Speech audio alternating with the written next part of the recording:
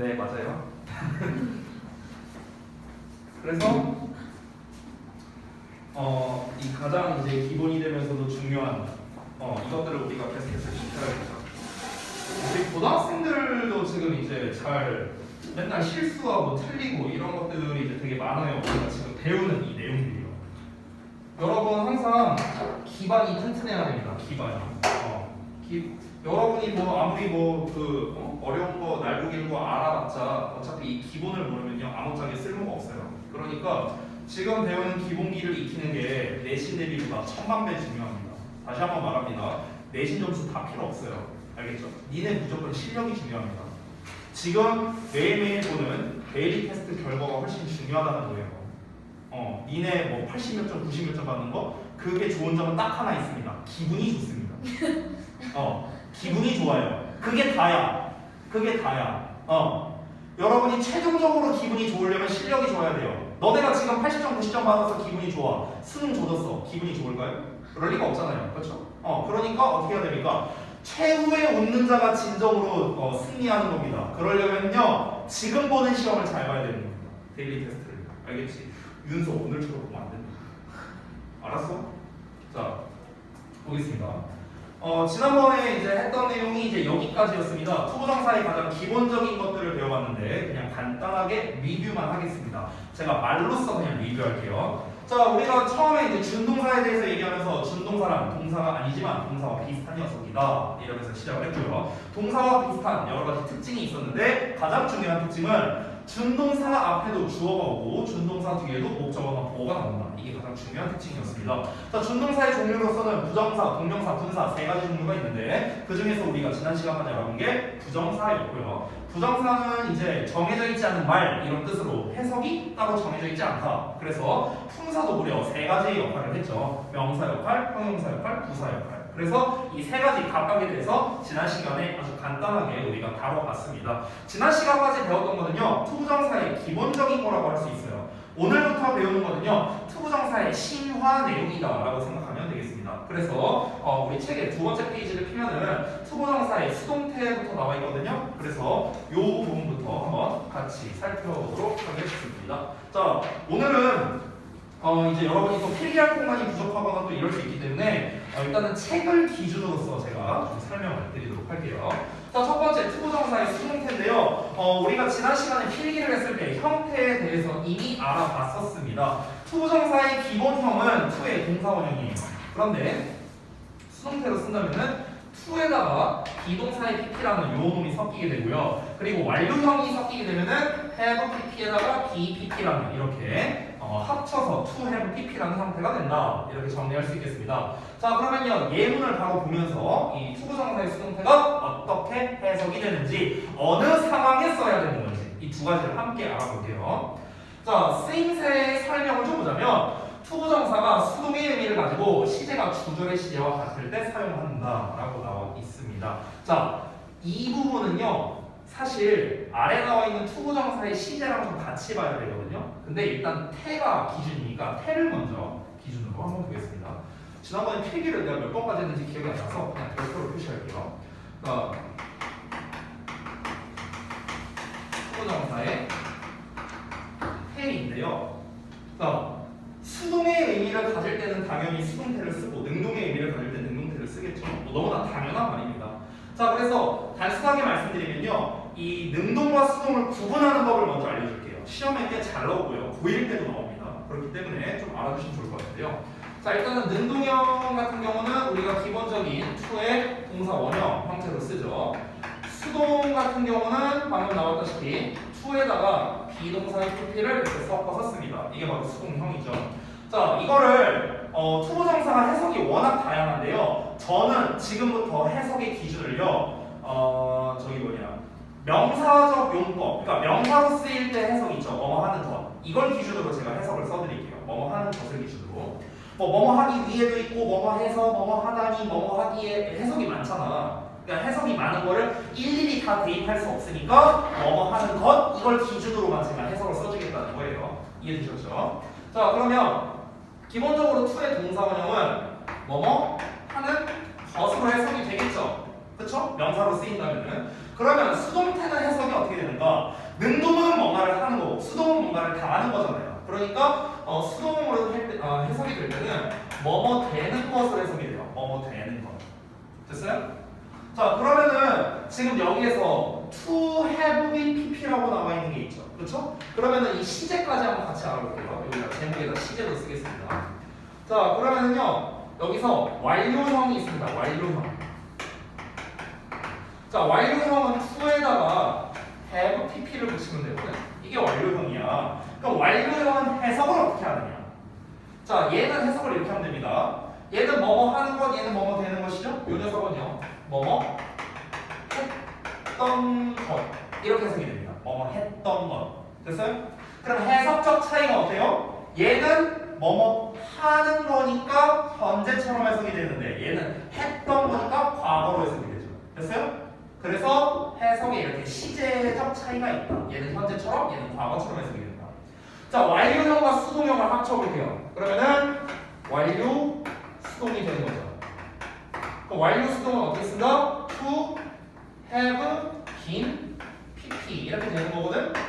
그러면 여기에 나와 있는 이 수동형과 완료형의 결합된 버전입니다. 그렇기 때문에 우리말로 해석이 어떻게 될까요? 그러면 이 두 개를 해석하시면 어떻게 될까? 뭐뭐 했던 것과 뭐뭐 되는 것 어떻게 합치면 될까? 됐던 거. 그렇지, 뭐뭐 됐던 것 이렇게 해석하면 되는 거야.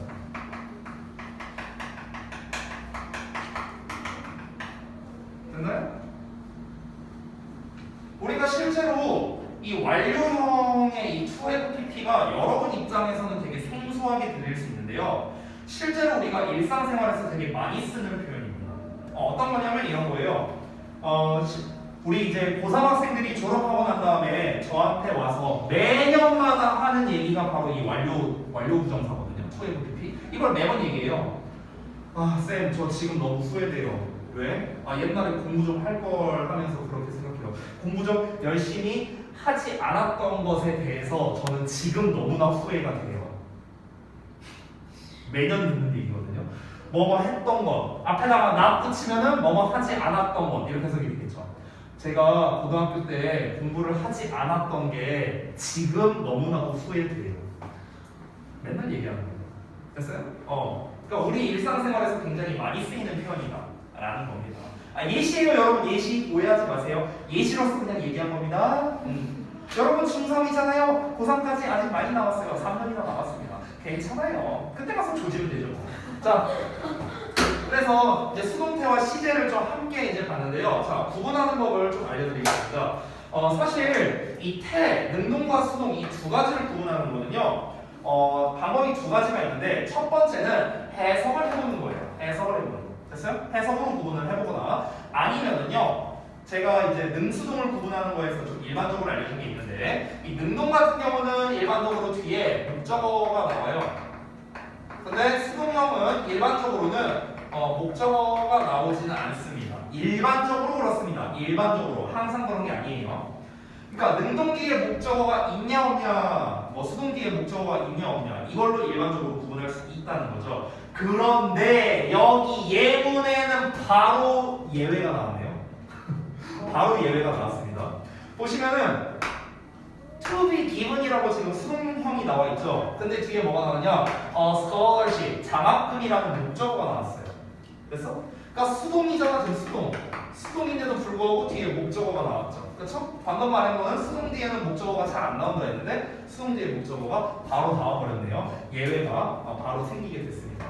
이거를 예외라고 생각할 필요는 없고요. 여러분 쉽게 말하면 이제 원래는 이제 이 능동 뒤에 목적어가 오냐 수동 뒤에 목적어가 안 오냐 이런 원리는요. 원래는 우리가 수동태 파트에서 좀 배워야 돼요. 수동태 파트에서. 그리고 알고 계신 분도 있을 겁니다. 근데 우리가 지금 배우고자 하는 건 수동태 파트는 아니잖아요. 그렇기 때문에 간략하게만 말씀드리면 선생님 얘 수동태인데도 불구하고 뒤에 목적어가 왔는데요. 그럼 이런 경우에 우리가 어떻게 구별해야 돼요? 어떻게 구별하냐? 해석하면 돼요. 심플하게. 그러니까 제가 내리는 결론은 뭐냐? 능동과 수동을 구분을 하려면 해석도 해봐야 되고 뒤에 목적어가 있냐 없냐도 확인해야 되는 거야. 두 개를 다 이용해야 되는 겁니다. 알겠죠? 두 개를 다 이용해서 구분해야 돼요. 문제 이렇게 나옵니다. 지금 예문을 보시면요. 잠깐만요. 이걸 좀 써볼게요. 지금 Kate didn't expect to be given scholarship 이렇게 나와 있잖아요. 예문에. 그럼 이제 시험에는 어떻게 나오냐면요. to give 슬래 아니면 to be given 슬래 이렇게 나오는 거예요. 이렇게 나와요 시험에. 이렇게 됐어요? 그럼 to의 동사원형 슬래 to be pp 슬래 이렇게 되는 거예요. 됐어? 그럼 이제 우리가 어떻게 구분을 하느냐? 자, 그럼 딱 봤을 때 일단 뒤에 목적어가 나와 있어요. scholarship이라는 목적어가 있어. 그럼 우리는 일반적으로는 이쪽을 생각할 수밖에 없습니다. 능동형을요. 근데 여기서 끝내면 안 된다. 여기서 끝내면 안 되고 해석을 해봐야 된다. 어떻게? 케이트는 didn't expect 예상하지 못했어. 뭐를? 장학금을 주는 것을? 아니 케이트가 장학금을 왜 줘? 케이트는 장학금을 받는 거겠죠. 됐어요? 그러니까 케이트는 장학금을 받을 거라고 예상하지 못했다는 겁니다. 됐습니까? 그러니까 여기서는 주다가 아니라 장학금을 받는다는 의미로서 to be given으로 수동태로 써야겠죠. 이렇게 능동과 수동을 구분할 때는 항상 뭐다? 해석도 해봐야 되고 뒤에 목적어가 있냐 없냐도 봐야 된다. 두 가지를 다 해야 된다가 포인트입니다. 알겠죠? 한쪽으로만 풀면은 망합니다. 한쪽으로만 풀면은요 절대 정확하게 풀 수 없어요. 해석만 해보거나 아니면 뒤에 목적어가 있냐 없냐 이걸로만 풀거나 이러면 안 됩니다. 두 개를 다 이용해야 돼요. 제가 이 이야기를 굉장히 강조를 많이 하거든요. 실제로 다른 학생들한테도. 근데 실제로 학생들은요 귀찮으니까 하나만 이용합니다. 그러다가 틀려와요. 매년도 아니야. 매번 시험마다 봐요. 매번 시험마다. 그러니까 제가 계속 누누이 강조합니다. 두 개를 다 이용해야 돼요. 해석과 목적어가 있냐 없냐. 알겠죠? 여러 번 얘기했습니다. 자, 그 다음에 이제 넘어가서 여기 아래 to have pp에 대해 나와 있는 거는요 생략하도록 할게요. 아래 나와 있는 부정사의 시제를 보겠습니다. 자, 부정사의 시제 보면은요 단순 부정사와 완료 부정사라는 게 있습니다. 자, 우리 지난 시간에 배운 걸 한번 상기를 해봅시다. 우리가 지난 시간에 뭘 배웠었냐면요, 여러분. 준동사는 동사의 성질을 가지고 있다고 했어요. 그 동사의 성질이 네 가지가 있었는데 뭐였지? 태를 표현한다. 또 시제 표현한다. 긍정부정 표현한다. 앞에 주어 뒤에 목적어. 그렇지. 이게 복습의 결과물이에요. 알겠냐? 너무 없었으니까 부터 치고 그지 같은 거사. 나 하나도 안 해. 왼손 오른손. 양손. 대답이 느리면 양손이야. 자, 아무튼가. 근데 이제 이 토부정사도 역시나 시제를 표현할 수 있거든. 시제를. 자, 그러면요 이 시제를 어떻게 표현하는지 우리 한번 보도록 하겠습니다. 자, 여기 좀 지울게요.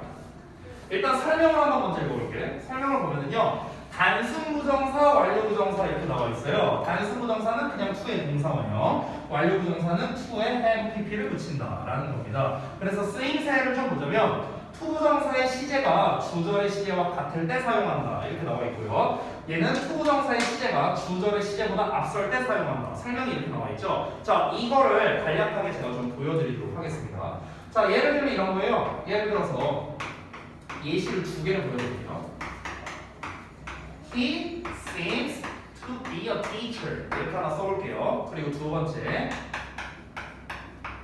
He seems to 이번에 have been으로 써볼게요.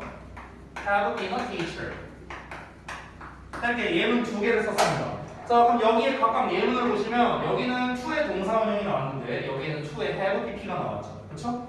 자, 그러면 이게 무슨 말이냐?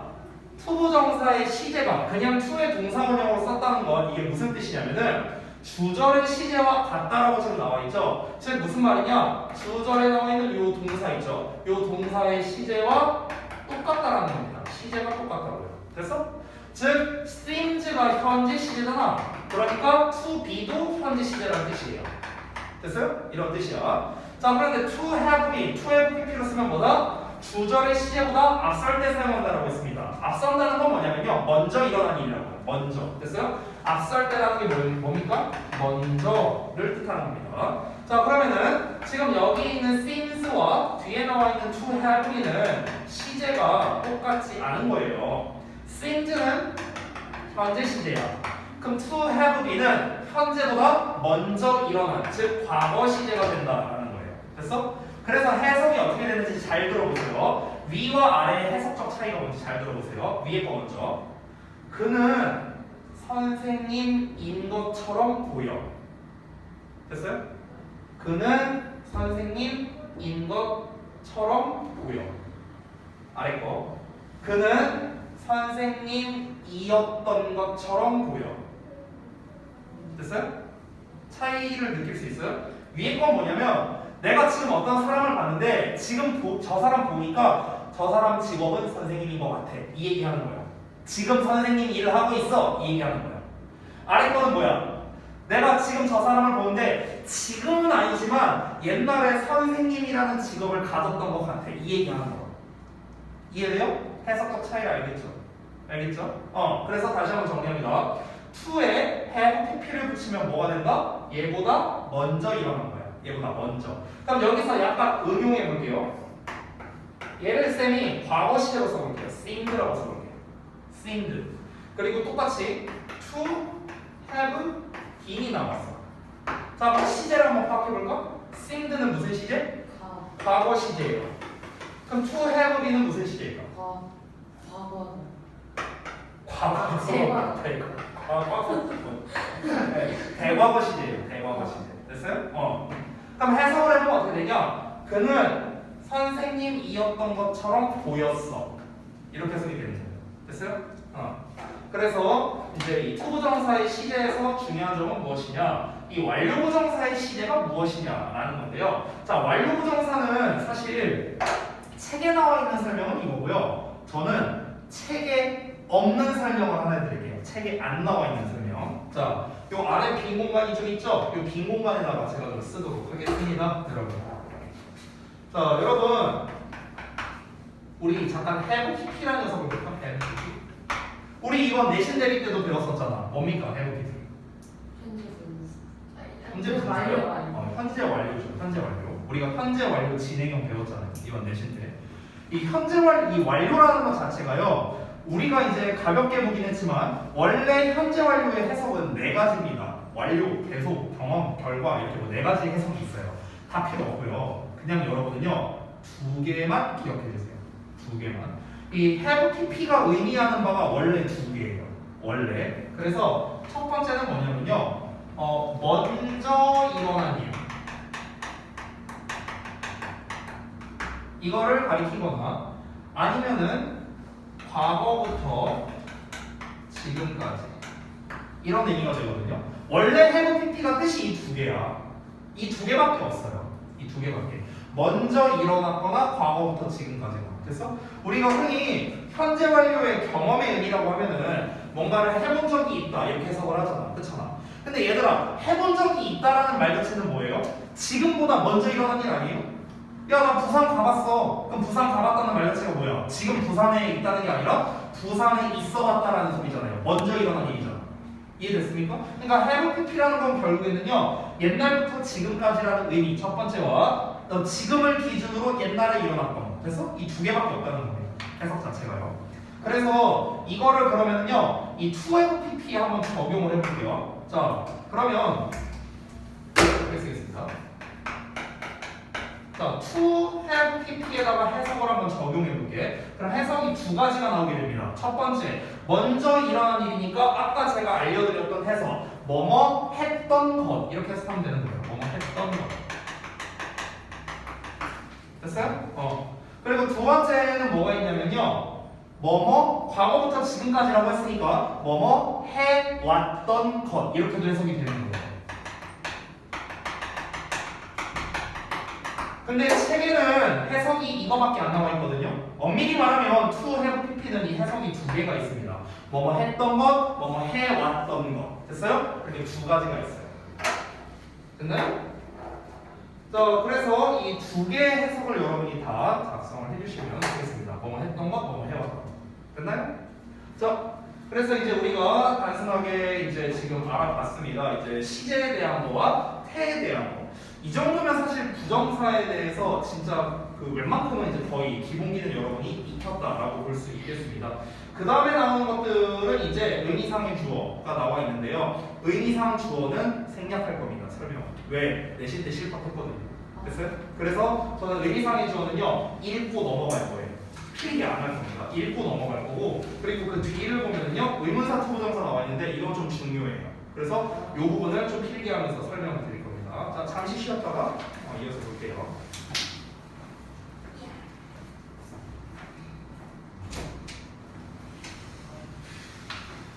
이거 아직 철거 되고 있네. 야, 이렇게 바로 소리지. 안에 들어가나? 안에 들어가나 소리? 어떡하지? 제일 싫은 거가 안 내면지. 쳐서 제일 크게 나는 거. 안 내면지. 가위바위보, 가위바위보, 가위바위보. 묻지 마. 맞지? 묻지 마야 뭐 하나만 걸려. 아.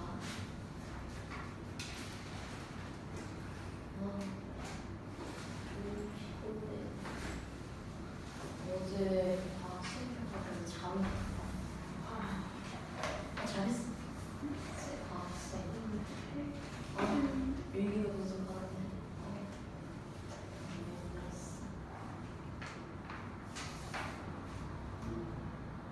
근데 이거 편집해 주겠지?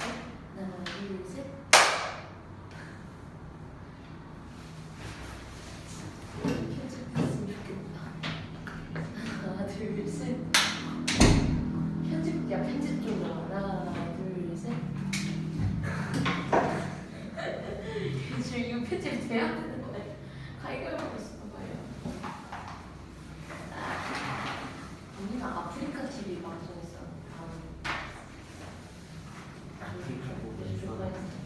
어? 아프리카로도 있어. 어제 우리가 아프리카 했었어. 내가 정규만에 처음 갔을 때였지. 아 진짜 아는 게 없어서 큰일 날 뻔했어. 내가 단어 못하겠어. 야, 나 갑자기 우리 글래시라고 클릭 이런 거 여기가 나 갑자기 놀리고 그냥 레이스 템플레 이런 거 이러니까 터져. 아, 처음이요. 어떻게 나 울고 싶어지고. 무슨 머리를 옆으로 그거 내일 4교시에 공연 2개 있잖아. 밴드부랑 댄스부. 거기 소리 있다 소리. 소리 있다 소리. 야. 내가 아는 게좀 많던데. 댄스 교실 인맥이 많지. 여기 5반 9반잖아. 계속 진짜.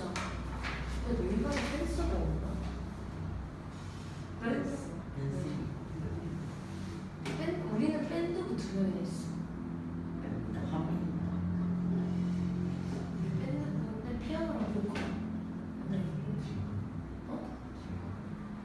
아니 걔는 나. 소민이라고 그냥. 아 근데 이거 막 이런 실명 언급해야 되는 건가? 성취해야 되는데?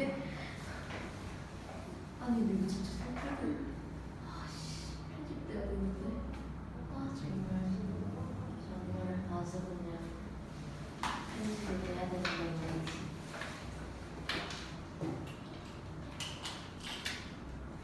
오늘 효소야? 효소야 뭐해? 진짜 수익료가 되는데 수익료가 했으면서 수익가 일기도 비싸다. 야, 너 대본 빨리 써. 아, 그거 나 혼자 썼잖아. 하나도 못했어. 베끼는 걸 모르겠는 거야. 처음부터 끝까지 다 했지, 혼자서는. 어제 그렇게 했는데, 오늘도 어제 새벽에 친구 도와주느라고 전화 줬어. 그리고 내일 끝나고, 목금토일 월 시사나. 조금만 참으면 다 끝이야. 너무 피곤하고. 야, 나 편지 쓸 것 같아. 진짜.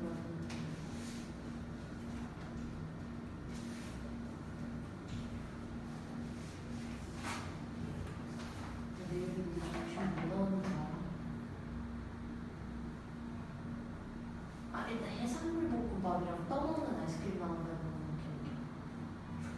떠먹는 애들 안 올 때 내가 음료수 같은 거 내가 경매해가지고 가위바위보.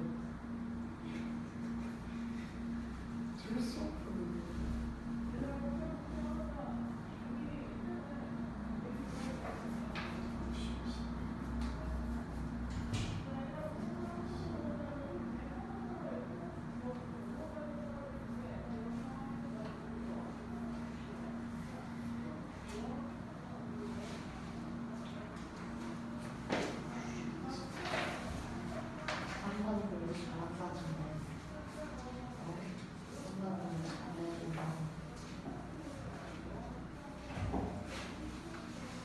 작년에 2반이었어. 그래? 몇 반이었어? 3반? 1반? 아 그러면 그 중국어 쌤? 아 그럼 또 내가 아는 애들이 많지. 또 이렇게 많이 많았어.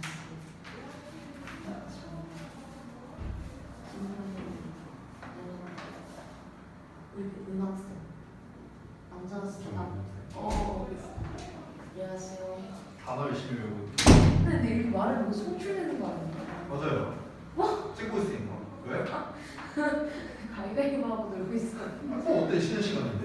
아니 실명 토크 했는데 이거 괜찮은 거예요? 아예 상관없어. 큰일 났다. 뭐왜 그래요? 막는다. 아무 짓도 안 했는데 뭐 아파. 아무 짓도 안 했는데. 아니 머리에 묻었어. 머리에 묻은 거 있어. 뭐야 이거 비듬이야? 설마? 사람 비듬 나올 수도 있지. 잘 나오고 있지. 야 누가 보면 내가 뭐 잡아 먹는 거 잡아. 왜뭘 반응이 이거야 처음이. 어? 아 근데 진짜. 근데 이게 멕스카소 브이로그 같은 거 아니에요? 그런 게 무슨 재미가 있어요? 재밌어요. 아니 그 쌤들이 교무실 소개하고 교무실에서 일밖에 안 하는데 무슨 몫이 브이로그요? 아니 이게 파티도 가끔씩 할 때 파티요? 내가 우리 학원 제일 오래 다녔는데 파티라고 해본 적이 없어요. 파티라는 소리 하고 있어요. 하루는 게 어딨어요? 무슨 할로윈 같은 소리 하고 있어요. 일만 같이. 아니 우리 영어에서 파티 했는데 그건 초등학교 전문학원 갔어요. 우리 학원은 그런 곳이 아닙니다. 무슨 할로윈 파티 같은 소리 하고 하자네 씨. 크리스마스 파티. 크리스마스 날 쉬어야지. 쌤 배우신 분. 아니 크리스마스 날 쉬어야지. 그럼 크리스마스 날 무슨 파티라고 쌤 하는 5월 5일에 나와야 돼요? 어? 5월 5일. 아니요? 나는 안 나올 거예요. 나오려면 나오세요. 난 안 나올 거예요. 그쪽에 나오면 왜요? 아니 뭐 알아서 하세요. 뭐 학원은 뭐 나 잠겨 있진 않을 거야. 고3 애들 수업하니까. 어쨌든 난 안 나올 거야. 왜 여기 구경 이렇게 어슬렁어슬렁거리고. 아니 난 안 나오면서 무슨 날이야. 난 안 나온다고. 아들이 어린이날 선물 뭐 어? 하고 싶대요? 뭐라고요? 아들이 어린이날 선물 뭐 하고 싶대요? 어린이날 선물이요? 공유? 아니 뭐 딱히 얘기한 건 없는데. 착하다. 이미 걔는 너무 많이 받아갖고 아 진짜요? 우리 누나가 뭐 또 보내주고 뭐 레고 이따만한 거뭐 보내주고 뭐 해갖고 이제 저는 퀘스트 깨러 가야죠. 또 조립해야 되니까. 그거 원래 부모님이 싹다. 아니 근데 저 레고 조립하는 거 좋아해서 괜찮아요. 허리가 아파서 그렇지. 근데 이게 안경 쓰고 이렇게 하시는 거 아니죠? 아니 내가 뭐 나이가 뭐 60대도 아니고 무슨 이런 안경 것도 막 돋보기 같은 거 쓰고 안경 위에 또 알 2개 달린 거 있잖아요. 아니에요. 야 나 아직 학부모 그런 거 모임 같은 거 있단 말이에요. 그 이제 초등학교 가면 내가 제일 어려워. 가면 내가 제일 젊어. 다 40대야. 그 부모들 보면은 다 40대 초반이에요. 30대 나밖에 없어. 자 보겠습니다. 투부정사의 의미상 주어인데, 자 우리가 복습만 좀 간략하게 해보자면, 투부정사 앞에도 주어가 나오고 투부정사 뒤에도 보어나 목적어가 나올 수 있다 했죠? 이때 이 주어를 의미상 주어라고 부르는 겁니다. 그래서 정리하자면요, 제가 데일리 테스트에도 아마 낼 건데요, 의미상 주어가 뭐냐라고 하면은 저는 준동사의 주어 라고 할 겁니다. 준동사의 주어. 알겠죠? 근데 우리가 아까까지 봤던 예문들을 보면은요, 이 의미상 주어들이 안 나와 있었거든.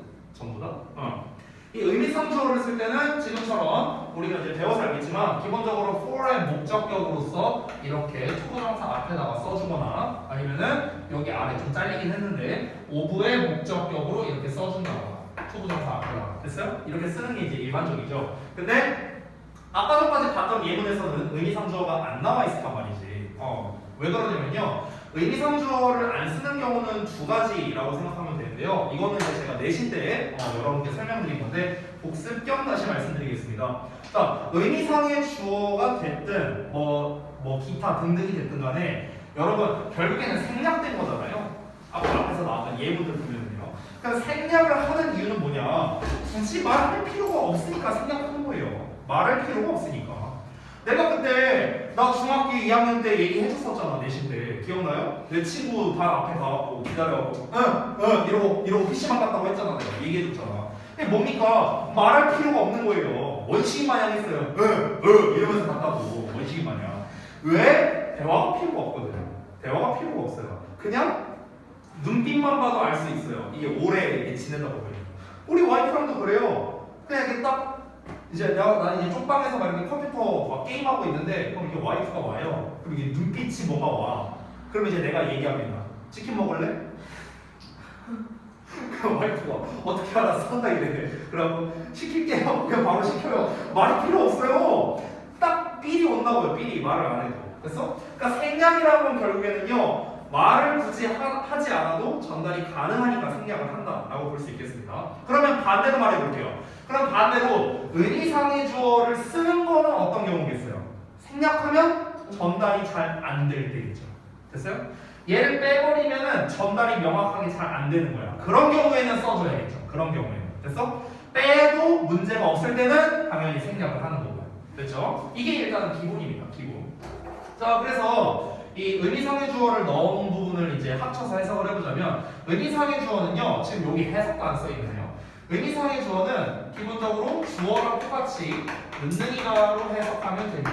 은능이가로 해석하면 되겠고요. 그리고 준동사 앞에다가 쓰는 게 원칙입니다. 준동사 앞에 하나 더 쓸게요.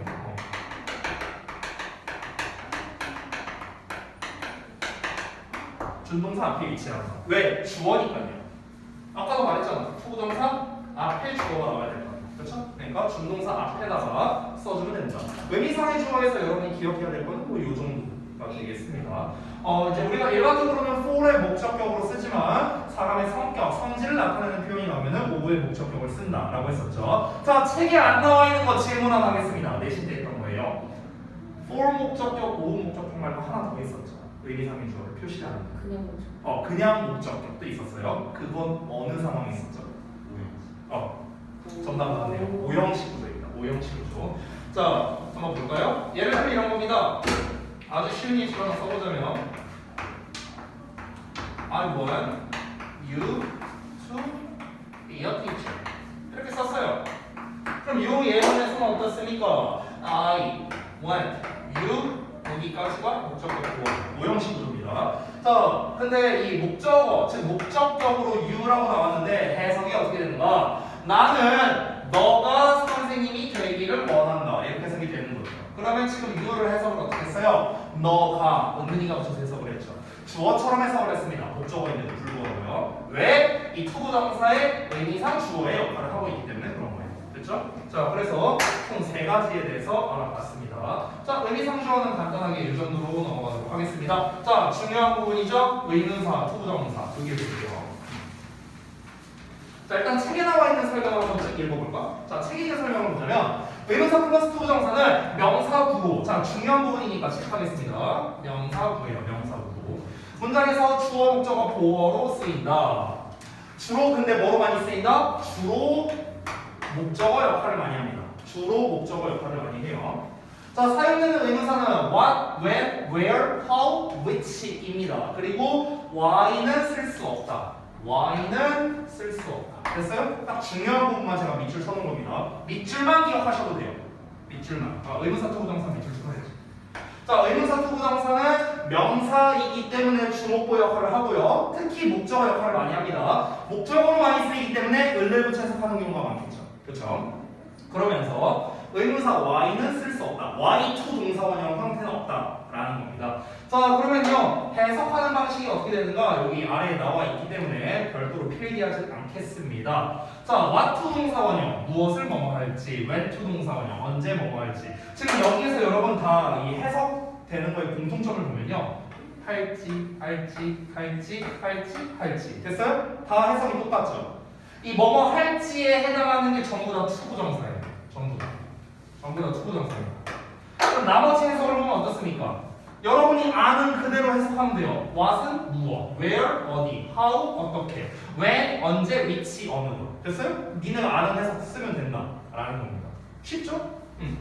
자, 그러면서 이제 한 가지 더 나와 있는데 의문사 투부정사는 의문사의 주어 슈드 동사 원형으로 바꿔 쓸 수도 있다라고 나와 있거든요. 그래서 예문을 바로 볼게요. 여기 예문 보시면 I don't know 나는 몰라. 자, 구문 분석해 볼게. I don't know 나는 몰라. 이 의문사의 투부정사가 뭐라? 명사이기 때문에 주로 목적어 역할을 한다고요. 그래서 what to do next가 목적어가 되는 거예요. 됐어요? 을을 붙여 해석해야 됩니다. 따라서 what to do 어떻게 해석할래? 무엇을 할지를 이렇게 해석하면 되는 거야. next 다음번에. 됐니? 그럼 다음 쳐서 해석하면 나는 다음번에 무엇을 할지를 몰라 이렇게 해석이 되는 거죠. 됐죠? 자, 근데 이렇게 나온 의문사의 투부정사를 어떻게 쓸 수 있다? 의문사의 주어 should 동사 원형 이렇게도 쓸 수 있는 거예요.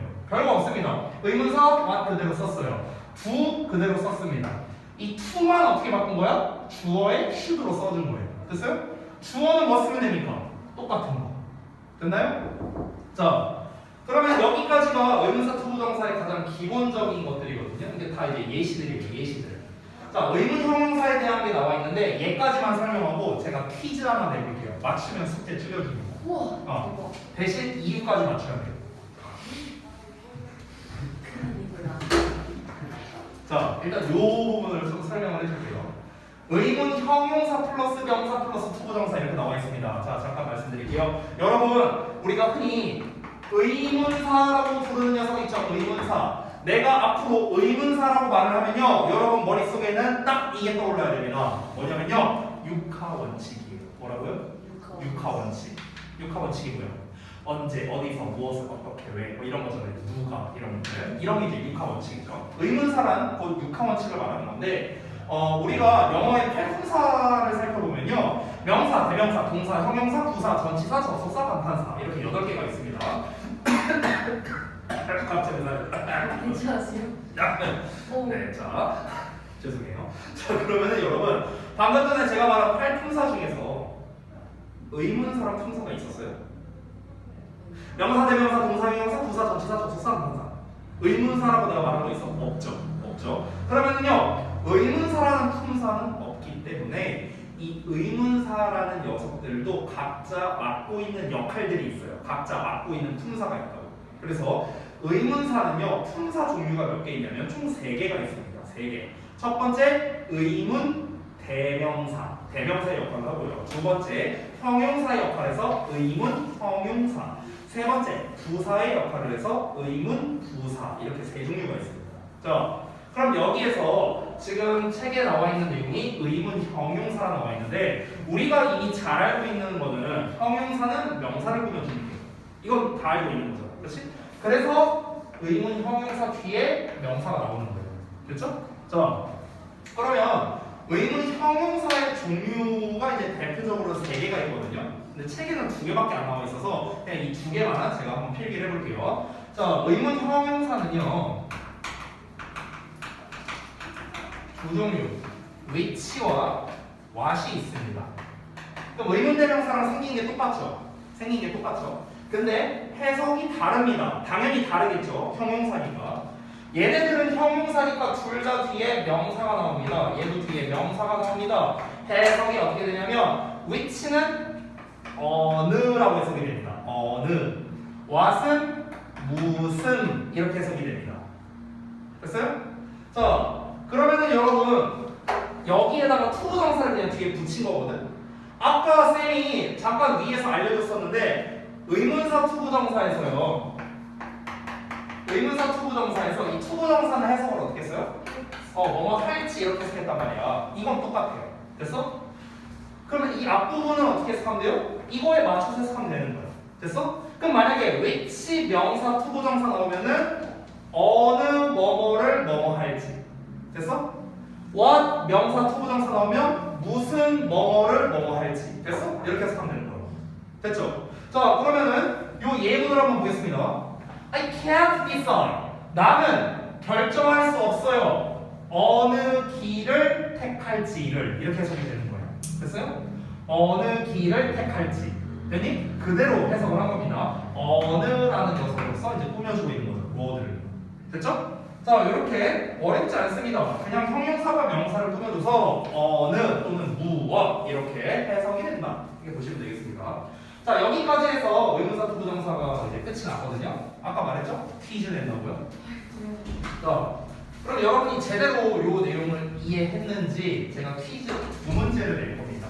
이 두 문제를 한번 맞춰보세요. 자, 우리 이제 소민이가 오늘 이제 결석을 했기 때문에 그때 뭐 춤바람 나가고 어디 갔다고 했죠. 그 친구 내일 공연 있어요. 아, 네네네. 그래갖고 이제 이제 보강을 들을 텐데, 자, 보강을 들을 때 이 영상을 보겠죠. 그럼 이 영상을 볼 때도 소민이도 마찬가지입니다. 제가 지금 하는 이 퀴즈를 똑같이 푸셔야 돼요. 자, 풀면 숙제가. 아니요, 결석한 주제 그런 게 어디 있어요? 결석자에게 자리가 없습니다. 네. 자,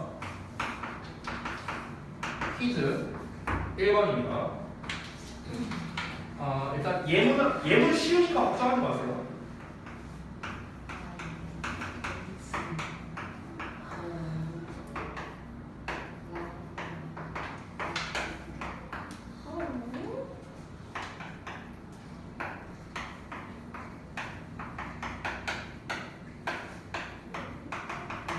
자, 여기 1번 문제는 what을 써야 되는지 how를 써야 되는지 여러분이 둘 중에 하나를 고르고 왜 그게 맞는지를 저한테 설명하면 됩니다. 이게 1번 문제입니다. 자, 2번 문제.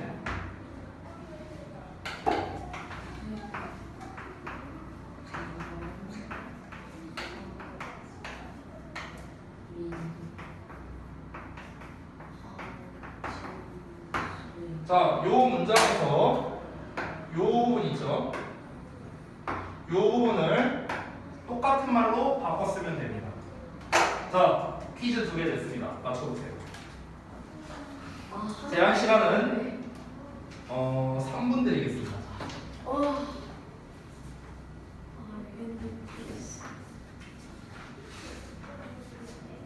왜? 왜날 쳐다보는 각자 쓰는 거예요. 예! 빈 공간 많잖아. 아무데나 쓰세요. 아무데나 쓰시고요.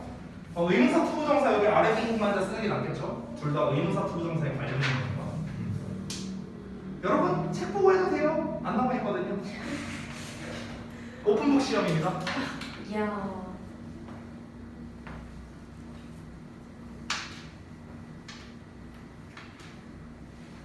1번 what이 맞을까? how가 맞을까? 왜 그럴까? 이게 1번 문제.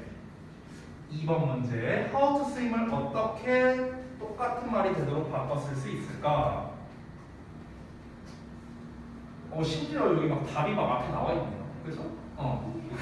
바꿨어요. 설마 보고도 틀리진 않겠죠? 답이 좀 더 잘 보이게 해줄까? 올려야지. 아이고야. 자, 아이고야. 이랬는데도 틀리면 뭐. 아유, 갑자기 어깨가 아파네. 아니, 어깨 아파서. 어깨 아파서. 자, 다 쓰신 분은요, 결과를 보여주신 거 합니다.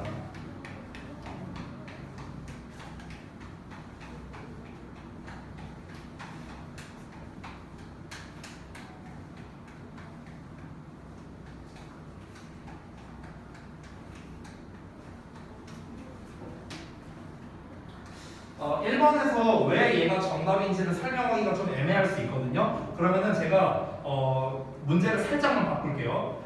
뭐- 쓰는데. 아니, 별거 아니고. 예. 그러니까 예를 들어 what이 정답이다라고 생각하면요, 왜 how는 안 되는지, 또는 나는 how가 정답이라고 생각한다. 그럼 왜 what은 안 되는지 그 이유를 말해주세요. 왜 다른 건 정답이 안 되는가?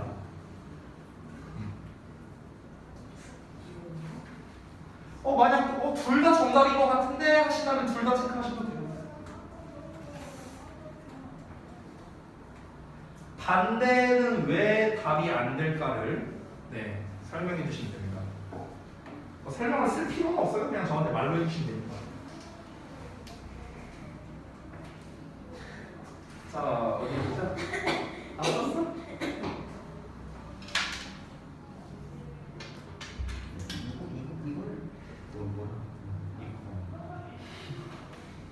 아 이게 맞는지 모르겠어.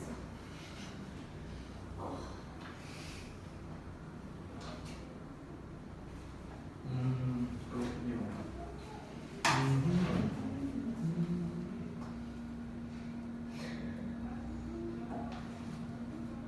관계대명사요? 물론 갑자기 관계대명사가 떠올랐어요. 우리 지금 의문사 투부정사 배우는데 관계대명사 왜요? 그러게요. 어제 관계대명사가 생각이 안 나. 왜? 내신의 폐해. 내신. 했던 걸 기억이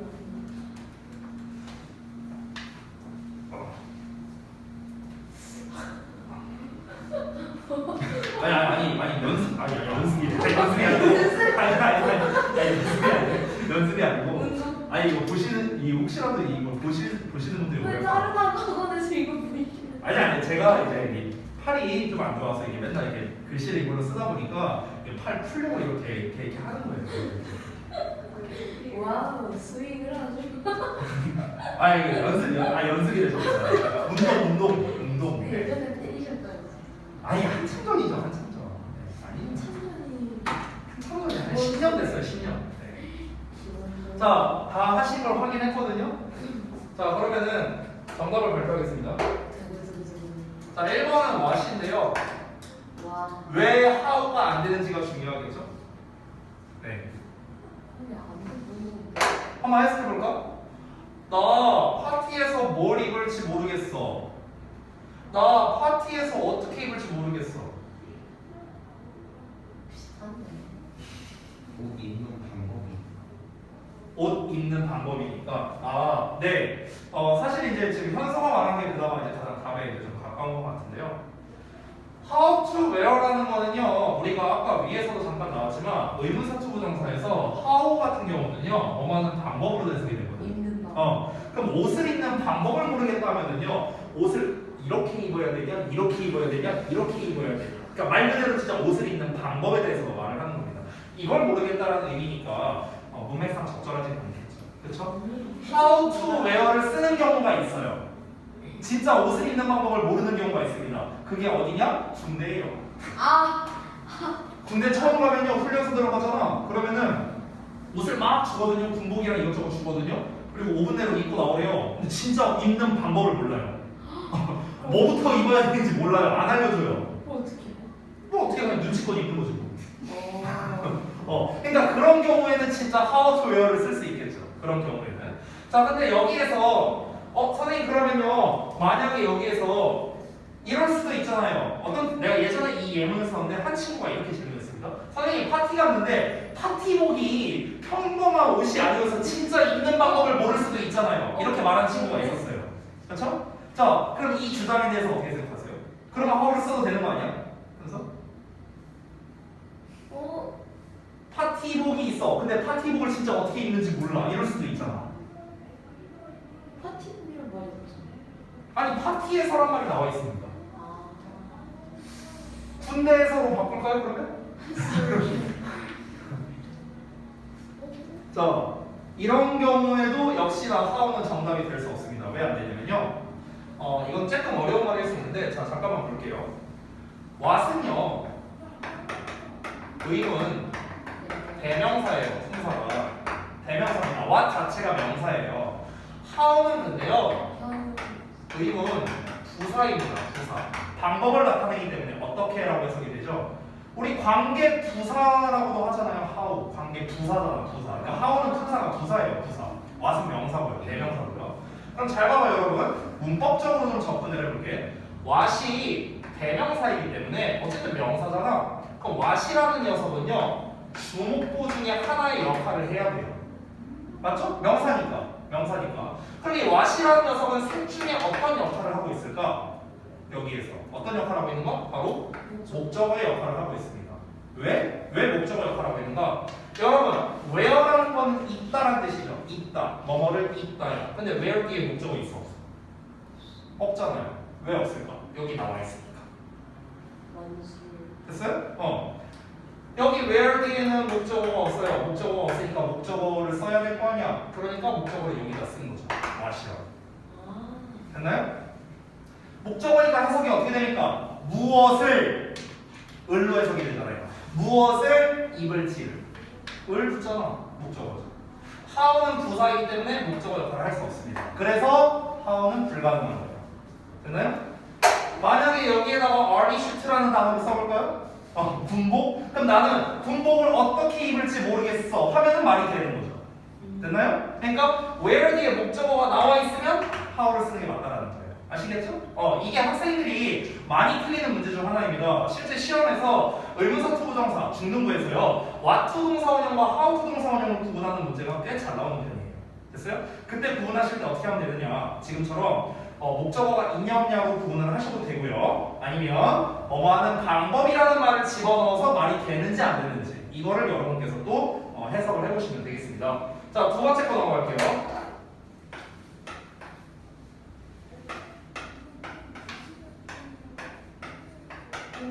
자, 여기가 중요하죠. 이 자리가. 이 자리가. 아까 전에 우리가 여기에서 봤을 때는요. what to do에서 I를 썼단 말이야. 왜 I를 썼어요? 주어랑 똑같으니까. 그쵸? 근데 여기에서의 주어는 she란 말이야. she, 엄마니까. 그쵸? she잖아, she. 그럼 여기에서 우리가 이제 she라고 쓰는 그런 불상사가 벌어질 수 있는데 정답은 I입니다. 네, 정답은 I. 세 분 다 맞았어요. 자, 그러면은요. 아니 여기에서는 주어랑 똑같은 녀석을 썼는데 여기에서는 주어랑 다르잖아. 얘는 she고 얘는 I니까. 근데 왜 여기서 I라고 쓰느냐? 해석적인 이유 때문에 그렇습니다. 우리 엄마가 나한테 수영하는 방법을 가르쳐 줬어요. 그러면은 수영하는 방법이라고 나와 있는데 누가 수영하는 방법이겠어요? 아니 내가 수영하는 걸 거 아니야. 내가 수영하는. 됐어요? 그러니까 내가 수영할 수 있는 방법을 우리 엄마가 나한테 가르쳐 줄 거 아니야. 아니 엄마가 나한테 수영을 가르쳐 주는데 너가 수영 잘할 수 있게 내가 가르쳐 줄게 이렇게 돼야지. 내가 수영 잘할 수 있게 내가 너한테 가르쳐 줄게 이건 말이 안 되잖아요.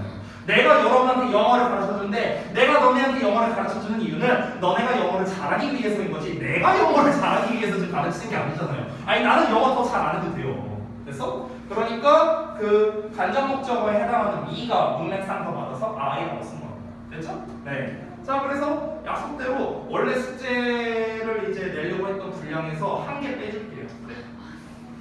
아니 얼마만큼인지는 얘기 안 했잖아요. 자, 그 다음에 잠깐만요. 여기 좀 분량을 좀 볼게요. 동사 목적어 투부정사 그리고 투부정사의 부정형 수동태 정한 좀 많네요. 그 다음에 원형부정사. 여기 원형부정사 파트는 오늘은 못해요. 여기는 오늘 못하고 오늘 제가 설명드릴 부분은 1, 2번 정도는 설명할 수 있을 것 같아요. 3번은 사실 좀 하려면 약간 시간이 걸려서요. 근데 3번이 되게 중요하거든요. 이게 고등부에서 변형 문제를 되게 많이 출제하는 녀석 중 하나라서 3번은 다음 시간에 좀 자세히 다루도록 하고 1, 2번에 대해서 간단하게만 하겠습니다. 이건 설명할 게 별로 없어요. 자, 동사 목적어 투부정사 나와 있죠. 이게 뭡니까? 오형식 구조예요. 오형식 구조. 자, 투부정사를 목적격 보어로 취하는 동사 해갖고 나와 있습니다. One asks to tell, allow, advise, order, recommend, invite, wish, grant, enable, encourage, expect, require, instruct, urge, warn, first. 엄청 많죠. 이것도 겁나 조금 쓴 겁니다. 겁나 많죠. 그럼 이 동사들 뒤에 어떻게 나온다? 뒤에 목적어 나오고 뒤에 to 동사 원형 나옵니다. 이런 구조가 되는 겁니다. 그렇죠? 자, 그러면 이제 시험에서 어떻게 나오느냐? 이 자리에 투부정사 제대로 나왔냐? 이걸로 문제를 내는 거죠. 중등부에서도 나오고요. 심지어 고등부에서도 이 문제가 간혹가다 나옵니다. 특히 이 녀석들을 외워야 하는 이유는 뭐냐면요. 영작에서 잘 나와요. 영작에서. 그래서 자, 영작을 하려면 어떻게 해석이 되는지를 알아야겠죠.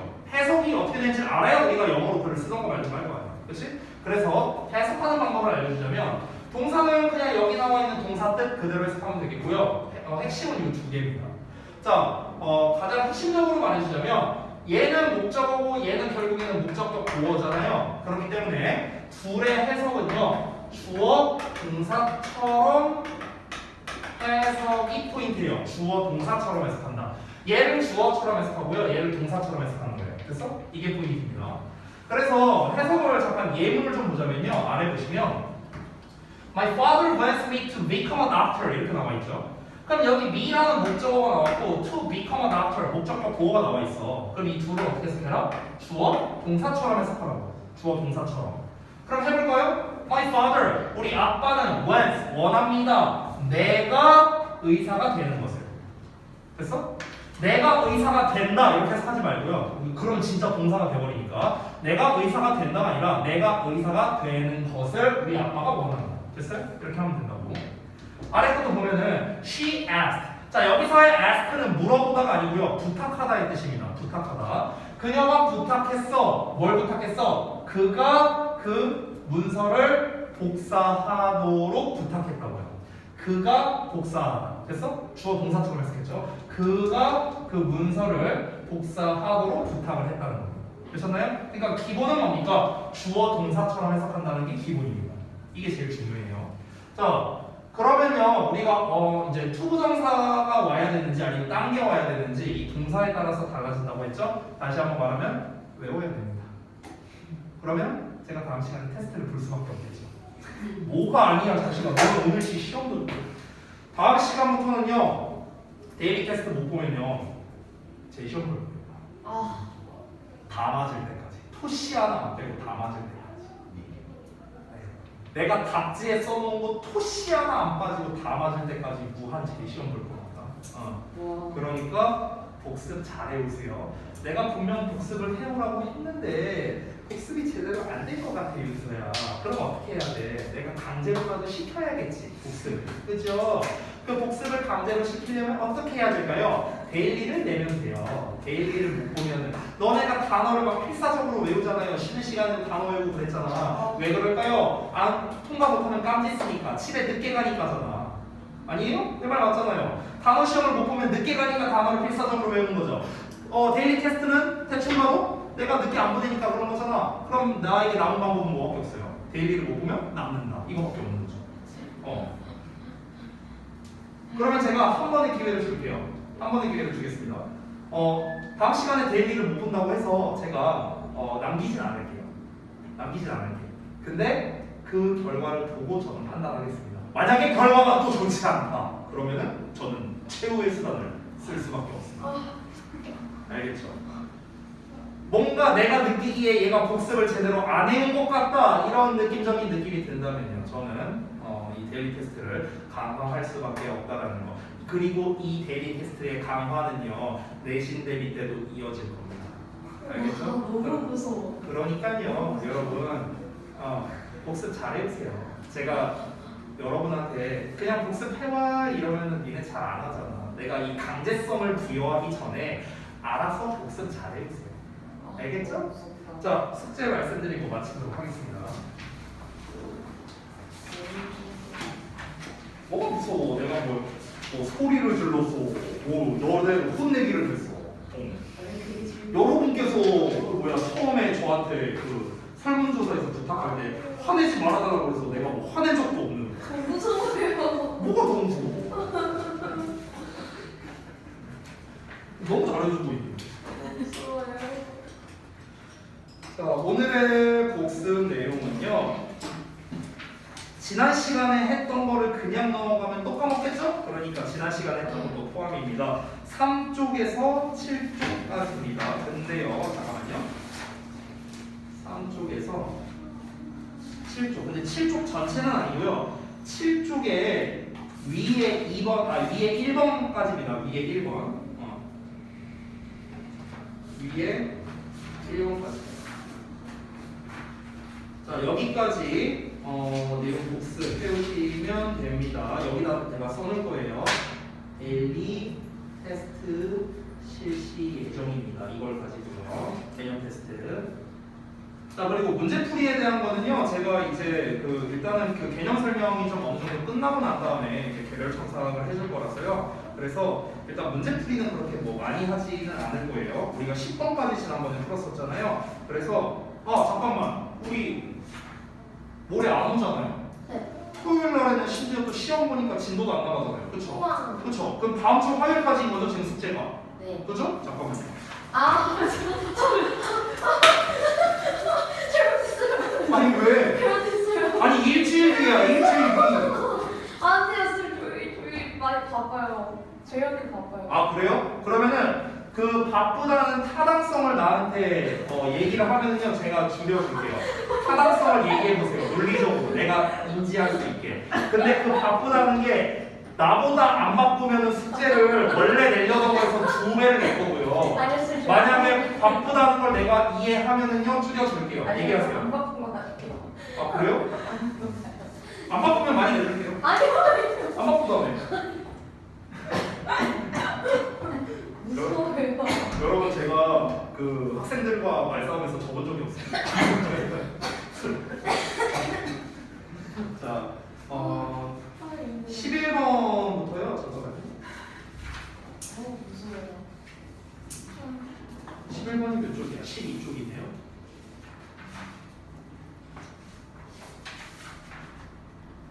(11번에서) 20번까지 해보세요. 20번. 14쪽에 있네요.